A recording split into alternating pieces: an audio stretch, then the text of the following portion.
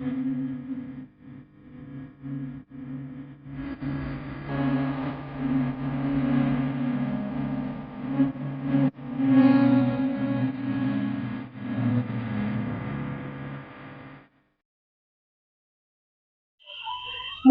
নির্দিষ্ট সময় অনুসারে সন্ধ্যারতি শুরু হয়েছিল, তাই আমরা একটু জায়গা বদল করেছি। কিন্তু আমাদের সঙ্গে এখনো রয়েছেন শ্রাবণ রায়চৌধুরী বংশের অন্যতম পুরুষ। আমি আপনার সাথে কথা বলছিলাম যে এই মন্দিরের অলৌকিক ঘটনা নিয়ে, সেটা যদি আবার বলেন।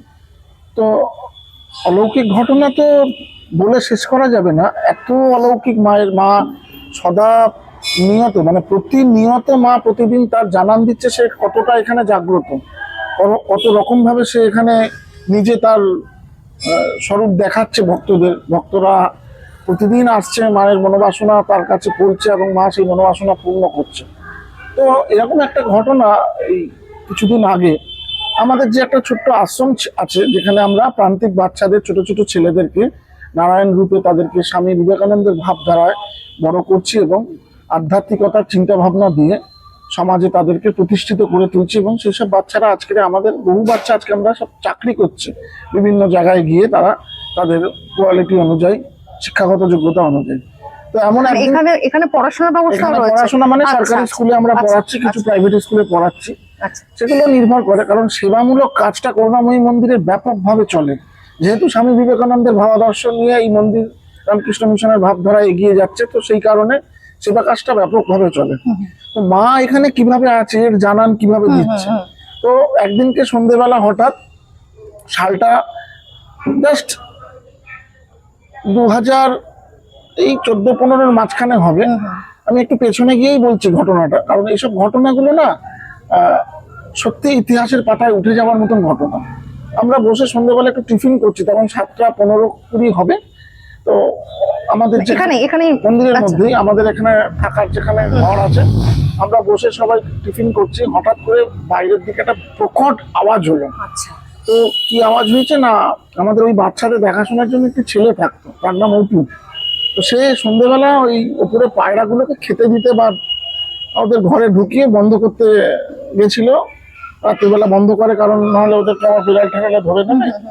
তো সেই সময় ওখান থেকে 3 তলার ওপর থেকে স্লিপ করে পড়ে যায় এবং 3 তলা থেকে 1 তলা পুরো মেঝের উপরে পড়ে সঙ্গে সঙ্গে নাক মুখ দিয়ে ব্লাড এবং নীল হয়ে যায়। একজন দরজাটা আমাদের সজোরে খুলে বলছে, এখন দাদা তুই পড়ে গেছে। আমি কি পড়ে গেছে? বলছে 3 তলা থেকে।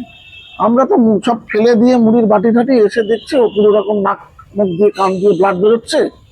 তো ও তো প্রায় শেষ অবস্থা। তো আমরা আমাদের নিজেদের একটা মেডিকেল ইউনিট আছে, সেখানে দেখিয়ে ওরা বললো খুব সিরিয়াস কন্ডিশন, এক্ষুনি হসপিটালাইজ করতে হবে। তো আমি জাস্ট মার কাছে দাঁড়িয়ে হাত জোর করে মাকে বলেছিলাম, মা এর প্রাণ যেন না যায়, এটা বলে আমরা উদ্ধশ্বাস তাকে নিয়ে সোজা শিশুমঙ্গল হসপিটাল পৌঁছি।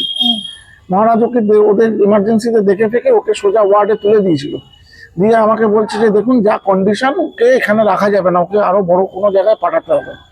আমি তখন ওখানে যিনি ইনচার্জ ছিলেন মহারাজ, তাকে হাত জোর করে বলেছিলাম, মহারাজ কিছু পাওয়া যাক না যাক, এখানে ঠাকুরের একটা কৃপা পাওয়া যায়, আপনি ওকে ভর্তি করুন, তারপর যা আছে সেটা পরে দেখা যাবে। যদি ঈশ্বর চায় ওকে রিটার্ন করবে, না চাইলে রিটার্ন করবে না।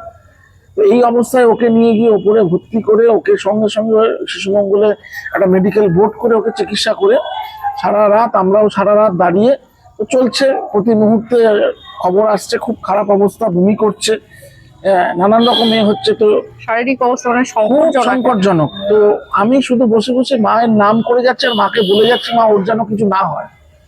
বিজ্ঞানের যুগে সেদিনকে শিশুমঙ্গল হসপিটালে সবাই সাক্ষী ছিল, রাত্রি 11:30টার পর থেকে ওই শিশুমঙ্গল হসপিটালে সেদিনকে একজন মানসিক ভারসাম্যহীন কোনো এক ভদ্র বাড়ির মানুষ ওখানে ঢুকেছিল, মহিলা, কোনো একজন বাড়ির মা। সে সারা রাত ওখানে শিশুমঙ্গলে তাণ্ডব করেছে। পুলিশ আসতে বাধ্য হয়েছিল তার তাণ্ডবের জন্য। আর বড় লাল টিপ পড়া ছিল। ঠিক ভোর, আমি আর ডিটেলস ঘটনার মধ্যে যেতে পারছি না, ভোর 4:30-র সময় সেই ভদ্রমহিলাকে যখন কেউ বার করতে পারছে না, উনি নিজে নিজে গেটের কাছে এসছে। গেটের কাছে এসে জাস্ট আমরা দাঁড়িয়ে আছি গেটের কাছে, যে কখন খবর আসে, যে কি ভালো খবর না খারাপ খবর, এই চিন্তা করছি, মাকে স্মরণ করছি। তো সে ভদ্রমহিলা জাস্ট শিশুমঙ্গলের গেটটা ক্রস করছে, রাস্তাটা একটা কথা বলে ক্রস করেছিল। আমার কথাটা এখনো কানে বাজে প্রতিনিয়ত, বিশ্বাসে মিলায় বস্তু তর্কে বহুদূর বলে উনি উল্টো দিকে ক্রস করে একটা চায়ের দোকানে বসে চা খেলো 3-4 কাপ। খাওয়ার পর ওনাকে আর দেখা যায়নি। 5:15 নাগাদ আমার উপর থেকে একটা ফোন এলো নিচে যে এই পেশেন্টের বাড়ির লোক কোথায়। আমি ভাবলাম বোধহয় সব শেষ, আমাদের বুকের ভেতর ধীপ ধীপ ধীপ ধীপ করছে, তো আমাদের ডাকছে ওপরে যে আপনারা এখানে আসুন ইমিডিয়েট। গিয়ে দেখছি সেই ছেলে উঠে বসে আছে এবং বসে আমাদেরকে বলছে, দাদা আমি কেন এখানে। আজকের দিনে সেদিনকে সবাই সাক্ষী ছিল, যে ডাক্তাররাও ছিল এবং রামকৃষ্ণ মিশনের মহারাজরাও ছিল। ওই ছেলে অত উপর থেকে পড়ে ওই কন্ডিশন, যদি তার কৃপা হয়, ঠাকুরের একটা কথা সেদিনকে আমার প্রচন্ডভাবে মনে পড়ছিল যে তার কৃপা হলে 1000 বছরের অন্ধকার ঘরে ভূত করে আলো জ্বলে যেতে পারে। তো এটা সেদিনকে তার কৃপা হয়েছিল, মানে মা করুণাময়ী কত জাগ্রত সেদিনকে আমি মানে আমরা প্রতিনিয়তই বুঝতে পারছি। কিন্তু এই জিনিস আজকালকার দিনে চিন্তার বাইরে। একদমই তাই। এবং সেই ছেলের সামান্য একটা হাতের একটা টুকরো জায়গা ভেঙেছিল, যেটা অপারেশন করে তাকে একটা উপর থেকে স্টিল দেওয়া হয়েছিল। সেই ছেলে পুরো সুস্থ। তো এরকম প্রতিনিয়ত ঘটনা সে ঘটে চলেছে এবং ভক্তদের বা আমাদের তো জানান দিচ্ছেই। রিসেন্ট কদিন আগে মায়ের মন্দির খোলার যার দায়িত্ব, সে অ্যাবসেন্ট করেছে কোনো কারণে না বলে। আমি ঘরে ঘুমোচ্ছি, আমার নিদ্রা অবস্থা, 4টে বেজে গেছে, 4:15। আমার মাথার পেছনে একটি জানলা আছে, সেখানে পেছনে বাচ্চারা খেলে, প্রায়ই জানলায় বল লাগে। তো সেদিনকেও দেখছি ধুম ধুম করে দুটো জানলায় হলো, আওয়াজ হলো। তো আমি ভাবলাম বোধহয় বাচ্চাগুলো বল খেলছে। আমি আবার শুয়ে পড়েছি, আমার নিদ্রা যথারীতি চলে এসছে। আমি আবার কিছুক্ষণ পর দেখছি আবার দুটো আওয়াজ জানলাতে। আমার তখন সন্দেহ হচ্ছে যে এতবার জানলা, আমি সিসিটিভিটা অন করছি, তো দেখছি তখনও বাচ্চাগুলো পেছনে খেলতে নামেনি। কি ব্যাপার না, মায়ের ঘরের দরজা তখনও খোলা হয়নি। মানে এগুলো প্রতিনিয়ত তিনি জানান দেয়, আমাদেরকে জানান দিচ্ছে যে দরজাটা কোনো কারণে তার খোলা হয়নি। তার সন্তান ভক্তরা এসে দাঁড়িয়ে আছে, টাইমটা 15 মিনিট দেরি হয়ে গেছে।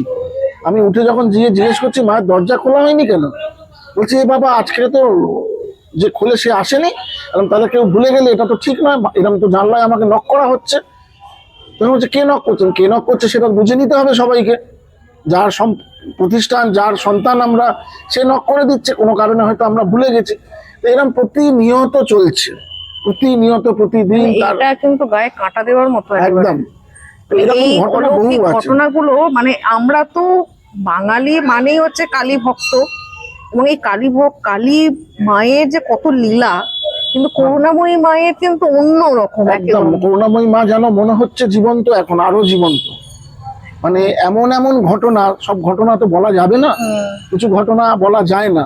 তো ভক্তদের কাছ থেকে জানা যায় তারা কিভাবে এখানে মায়ের কাছে চেয়ে যাচ্ছে, মায়ের কাছে প্রার্থনা করছে, সে প্রার্থনা পূরণ করছে। বহু ঘটনা আছে। আজকে মা, এমনও ঘটনা আছে বিজ্ঞান তাকে বলে দিচ্ছে সেই মাকে যে তার কোনোদিন সন্তান হবে না। মায়ের কাছে এসে কেঁদে কেটে মায়ের সামান্য চন্নামৃত্য খেয়ে তার সেই মায়ের সন্তান হয়ে গেছে 10 বছর 12 বছর বাদে। এখানে বিজ্ঞান বলে দিচ্ছে হবে না।